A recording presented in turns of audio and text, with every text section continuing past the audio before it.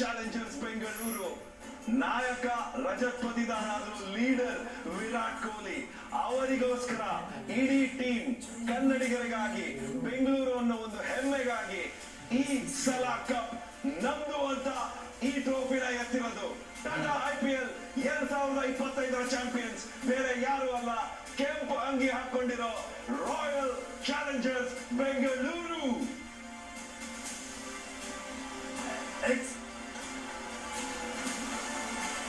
Emotional scenes, extraordinary scenes. 18 ವರ್ಷದಿಂದ ಇಡೀ global ಅಲ್ಲಿರುವಂತ RCB ಫ್ಯಾನ್ಸ್ ಕಾಯ್ತಾ ಇದ್ದೀವಿ ಒಂದು ಸೆಲೆಬ್ರೇಷನ್ಗೋಸ್ಕರನೇ.